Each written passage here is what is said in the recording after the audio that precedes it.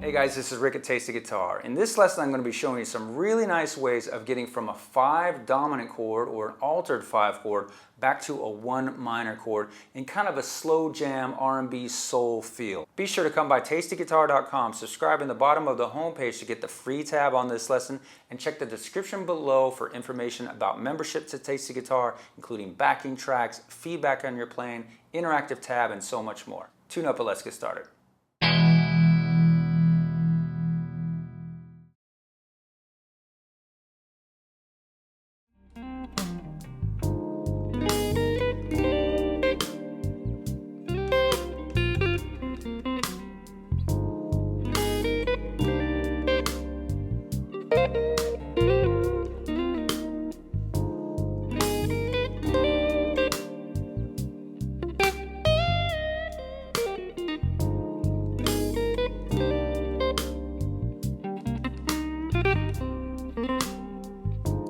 Alright guys, in this lick we're implying the sound of a G7 altered chord on beat 3 of the second measure in the lick. So the first measure is just kind of on the C minor, 3, 4, 1, 2, 3. Right there on beat 3 of that second measure, we're going to go to a G7 chord. But what I'm doing is I'm playing a G7 altered, which is the major third with a raised fifth and a flat 9. This little shape right there, when we're looking at this, with your root of G right here, will give you that G7 altered sound. So I'm starting right there on beat 4 and then continuing from here on up the G altered scale, or you could think of this as the A flat melodic minor scale.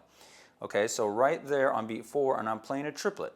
Hitting the top part of that G altered chord, so that's 1, 2, 3, 4, and That's a triplet there on beat 4. And that is leading us back to our C minor, and all I'm doing here is grabbing the top of a C minor chord right there, there's your bar chord, but then hammering on the 9th to kind of imply a C minor 9 sound. And then going back and grabbing the root of that C chord right there at the 8th fret on the high E string. So all together, this is the lick. 1, 2, 3. Again, 1, 2, 3, 4, 1, 2, 3. Alright, so that is the location of that lick if you were playing it based around the root 5 or that A minor bar chord shape and the 5 chord being right below it down here at the 3rd fret. But what if you wanted to play it based out of this position, the C minor up here? Well, in this position, this is what the voicing would look like. Here's your root of G. We're going to leave that off. There's your major third, your raised fifth, and your flat 9 of G. Same notes that we played down here. Play it here now, and then just go up the same scale, that A flat melodic minor, or you can think of it as G altered. And then you finish it off the same way.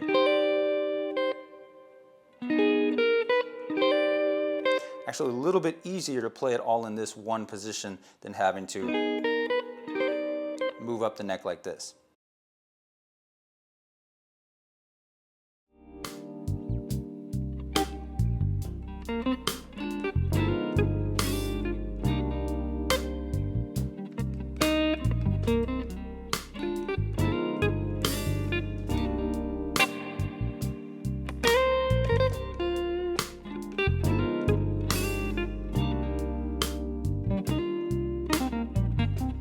Alright, in this lick we're still using some really nice altered dominant chord voicings to get us back to that C minor chord.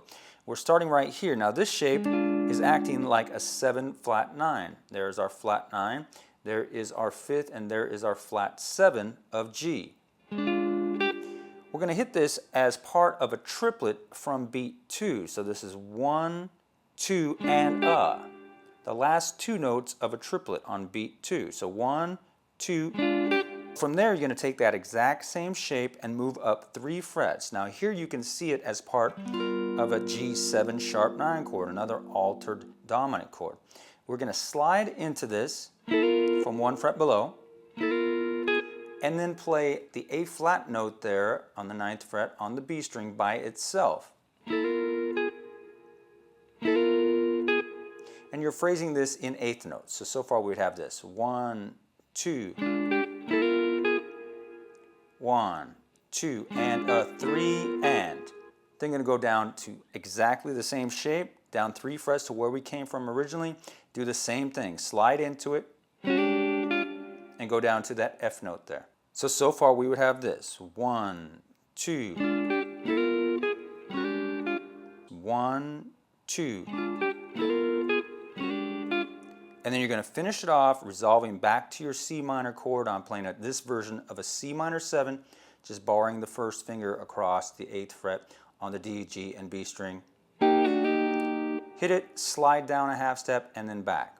So the entire lick is this 1, 2,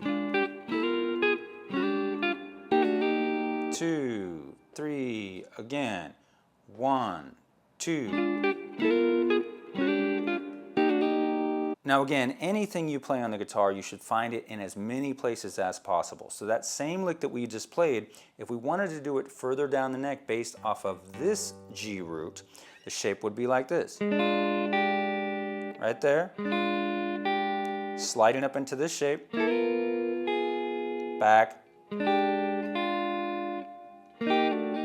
Resolving to the top of that C minor 7 chord. So again, 1, 2.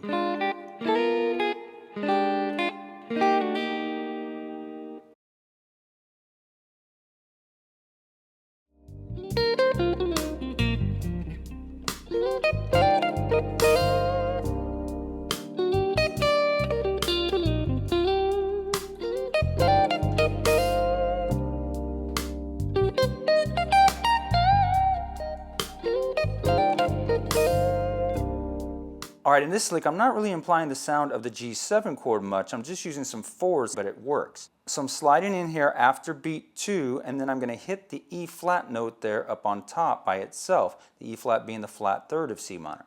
So this is 1, 2, 1, 2, and a.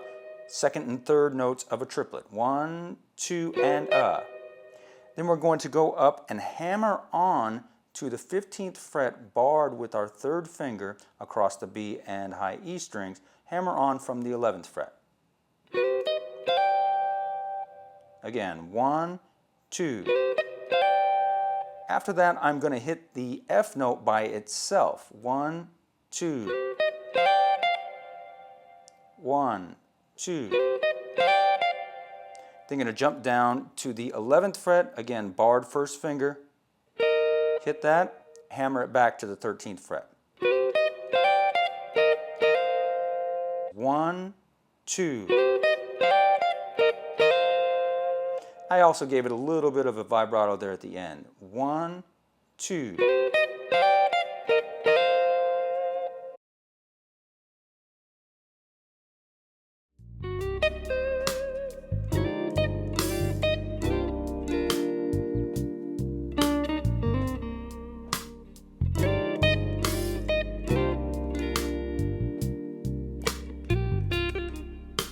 Alright, this last one was just a real nice, easygoing lick, starting right there on beat 3 on that G7 chord, and I'm sliding into this shape right here, which is your flat 7, your root, and your 5th of a G7 chord. Nothing altered here.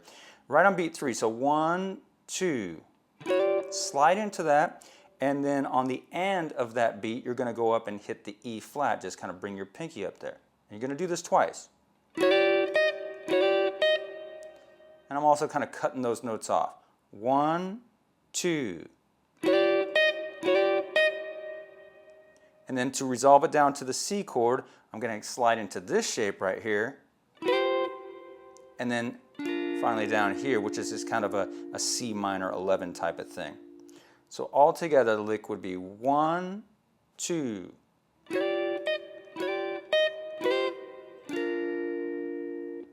Again, 1, 2.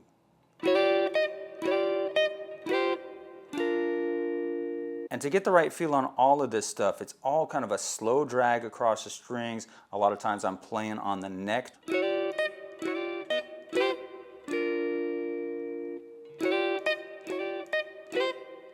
just can't get that sound back here.